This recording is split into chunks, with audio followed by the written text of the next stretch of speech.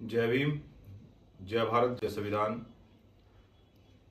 सामान्य साथियों, मेरठ प्रकरण में एक बहुत बड़ा जो विषय चल रहा है, कल धरना प्रदर्शन के दौरान हमारे दलित समाज के लोगों पर, बहनों पर, भाइयों पर जो लाठी पुलिस प्रशासन के द्वारा चलाई गई और वहां के वरिष्ठ पुलिस अधीक्षक महोदय के द्वारा जिस प्रकार से थप्पड़ मारपीट किया गया, ये बहुत ही निंदनीय और दुर्भाग्यपूर्ण है। साथियों, हम लोग देश में एक संवैधानिक आंदोलन चला रहे हैं और संविधान पर ही आधारित हमारा आंदोलन है, संगठन है, और देश के प्रत्येक व्यक्ति की आवाज को उसके न्याय, अधिकार, सम्मान के लिए हम प्रतिबद्ध हैं। परंतु दिनांक 7 जुलाई को जो घटना मेरठ में हुई है, इस संबंध में हम आपको ये जानकारी भी देना चाहते हैं कि इस घटना को लेकर भीम आर्मी जय भीम संगठन और स्वयं हम लोग बहुत चिंतित थे। इस घटना के होने के बावजूद दौरान हम लोग परिवार से मिलने के लिए स्वयं गांव थ्रोट गए। पीड़ित परिवार ने जिस तरह से बताया कि अब तक न तो कोई मुआवजा मिला है और सभी मुलजिमों की गिरफ्तारी नहीं हुई है। हमने स्वयं वहां वरिष्ठ पुलिस अधीक्षक महोदय से फोन से वार्ता की और हमने उनको अवगत कराया कि महोदय, इसमें अब तक सभी मुलजिम गिरफ्तार नहीं हुए हैं। उन्होंने हमें आश्वस्त किया था कि हम वो लोग बहुत जल्दी इसमें 4 दिन में सभी मुलजिमों को गिरफ्तार करेंगे। उसके बाद भी वो मुलजिम गिरफ्तार नहीं हुए। उसके बाद में हमारा 30 जुलाई को एक देश में धरने प्रदर्शन थे, लेकिन हमने ये तय किया कि धरने प्रदर्शन के दौरान समाज को भी न्याय मिले, समाज की जितनी भी समस्या है हम उनको भी आंदोलन के में शामिल करें। हमने ये निर्णय लिया कि मेरठ के जनपद में ही हम रहकर, मेरठ में 2-3 घटना हुई हैं, हम मेरठ में ही उपस्थित रहेंगे और संवैधानिक रूप से अपनी बात को, उनकी मांगों को, पीड़ित परिवारों को बुलाकर जिलाधिकारी महोदय के समक्ष हम इन मांगों को रखेंगे। और हमने 30 जुलाई को उन मांगों को प्रमुखता से रखा। थ्रोट वाली प्रकरण में अभी एक और लड़की को अगवा करके उसको मार दिया था। सभी मामलों को हमने गंभीरता से रखा, जबकि उस दिन भी पुलिस का रवैया बड़ा दुर्भाग्यपूर्ण रहा। अब वो किस कारण ये दुर्व्यवहार करते हैं, कलेक्ट्रेट पर जाने से हमें स्वयं रोका गया। हमने कहा भाई, ये ऐसी जिस तरह से व्यवहार किया जा रहा है, ये क्यों किया जा रहा है। मैंने प्रशासनिक अधिकारियों को अवगत कराया और उनको सीनियर अधिकारियों ने काफ़ी डांटा उनको। उसके बावजूद प्रशासनिक अधिकारियों ने हमें आश्वस्त किया कि हम 7 दिन में इसमें कठोर कार्रवाई करेंगे। लेकिन 7 दिन बाद कुछ हमारी समाज के लोगों ने महापंचायत, पंचायत और आंदोलन का निर्णय लिया, और जिस तरह से आंदोलन शांतिपूर्वक चल रहा था, और देखिए, हम जानते हैं कि सरकार, प्रशासन सरकार के अधीन होता है और सरकार एक ताकत होती है, लेकिन इसका मतलब ये नहीं कि किसी भी समुदाय को आप लाठी डंडे गोली से मार देंगे, उसको गाजर मूली की तरह मारपीट करेंगे, उसका अपमान करेंगे। ये कहीं संविधान में नहीं लिखा गया है। और जिस तरह से हम प्रदेश के माननीय मुख्यमंत्री श्री योगी आदित्यनाथ जी से भी अवगत कराना चाहते हैं। देखिए, दल कोई भी हो, हम अलग दल चला रहे हैं, आप अलग दल में वर्तमान में मुख्यमंत्री हैं, सरकार है, लेकिन आपस में सभी दलों का, सभी वर्गों का इतना सामंजस्य बना रहना चाहिए कि किसी का कोई भी अपमान न हो। कहीं भी किसी बहन बेटी के खिलाफ अगर कोई दुर्व्यवहार या कोई भी अपराध होता है तो उस पर एक सामंजस्य बनाकर उस पर कार्रवाई होनी चाहिए। न्याय के पक्ष में हर व्यक्ति को खड़ा रहना चाहिए।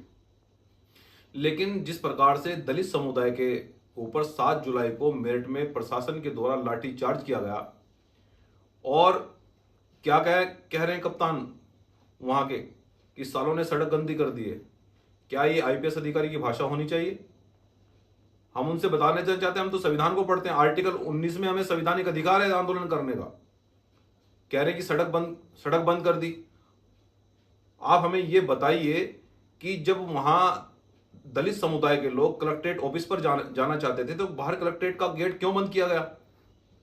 आप कलेक्ट्रेट ऑफिस तक क्यों नहीं जाने दे दिया आपने सभी लोगों को? और उसके बाद में आप बता रहे हैं कि रोड जाम कर दिया गया है। और ये कोई पहला आंदोलन नहीं है। हर समुदाय, देश के अंदर बहुत सारे आंदोलन होते हैं, सड़कों पर भी होते हैं, लेकिन इसका मतलब ये नहीं कि आप आते ही एक बहुत सारे लोगों के साथ में पुलिस बल लेकर पूरी लाठी चार्ज कर दे। ये कोई न्यायिक प्रक्रिया नहीं है। और जिस तरह से इस घटना को अंजाम दिया गया, हम बीजेपी के सभी नेताओं से और माननीय मुख्यमंत्री जी से भी अवगत कराना चाहते हैं कि इस घटना को संज्ञान लेना महोदय बहुत आवश्यक है और बहुत गंभीरता से। देखिए, ऐसा नहीं है कि सत्ता को हमारे लोगों ने वोट नहीं दिया है, हम जा रहे हैं कि सत्ता से सब चीजें होती हैं।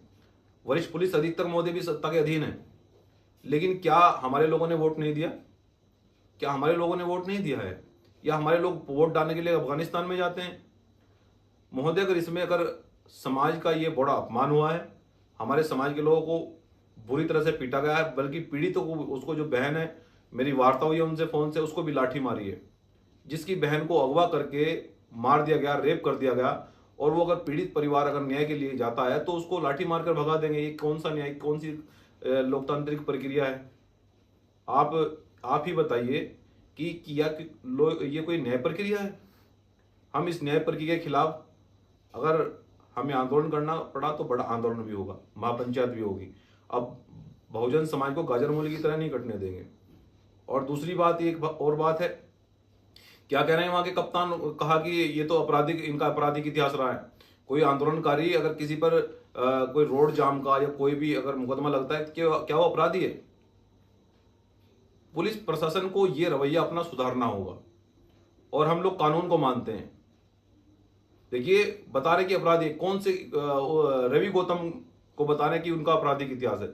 वो कोई लूट है, कोई हत्यारे हैं, उन्होंने कोई लूट किया, डकैती डाली, कौन सी क्या काम किया उन्होंने संवैधानिक? अरे आंदोलन के मुकदमे हैं भाई उनके पास में। ये वो जमाना चला गया कि आप किसी आंदोलनकारी को या किसी भी अगर कोई समुदाय अगर अपनी बात को उठा रहा है, उसको लाठी मारकर उस पर मुकदमे लगा देंगे, गैंगस्टर लगा देंगे, जिला बदल कर देंगे। अब वो जमाना चला गया। अब वो धारा से ये हम लोग देश के लोग अब संविधान पढ़ने लगे हैं। आप वरिष्ठ पुलिस से अधीक्षक हैं, आपका हम सम्मान करते हैं, लेकिन इसका मतलब ये नहीं कि आप कानून से ऊपर चले जाएंगे। ना कानून से ऊपर जाने देंगे और ना जाएंगे। इसलिए वहां हम प्रदेश के माननीय मुख्यमंत्री से फिर से अवगत करा रहे हैं कि ये घटना बहुत दुर्भाग्यपूर्ण है, इसका संज्ञान लेना बहुत जरूरी है और इसमें कार्रवाई भी होना बहुत जरूरी है। और बता रहे हैं वरिष्ठ पुलिस अधीक्षक महोदय ने एक बात और की कि परिवार तो संतुष्ट है। हमारी तीसरे दिन बात होती है, परिवार रोज रोता है, वो बेटियां रोज रोती है। कौन कह रहा है परिवार संतुष्ट है? वो कहती है कि भाई बाकी अपराधी कब पकड़े जाएंगे। वो संतुष्ट नहीं है, वो कह रहा है कि कब बाकी अपराधी कब पकड़े जाएंगे, वो बार बार कहता है। और सत्ता संरक्षण में उन अपराधी को बचाया जा रहा है, लेकिन सत्ता संरक्षण में आप समाज को मार देंगे, ये आपकी गलतफहमी है। हमारे कानून के हाथ बहुत लंबे हैं जनाब। और दूसरी बात है, समाज का अपमान बर्दाश्त नहीं किया जाएगा बिल्कुल भी।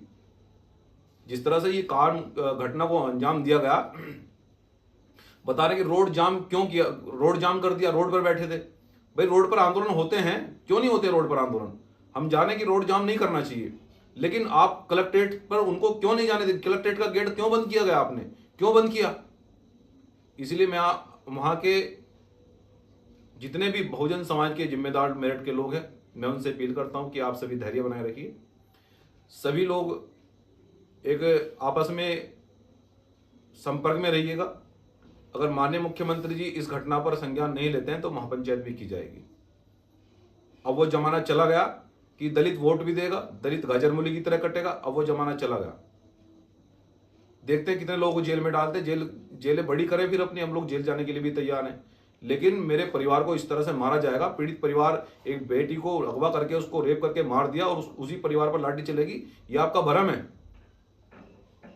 इस घटना में माननीय मुख्यमंत्री जी से हम बार बार अपील कर रहे हैं कि महोदय इसमें संज्ञान लीजिए। आप तो दलित समुदाय की बात करते हैं, कहते हैं हम दलित समुदाय को अधिकार दे रहे हैं, बाबा साहब डॉक्टर अम्बेडकर को सम्मान दे रहे हैं।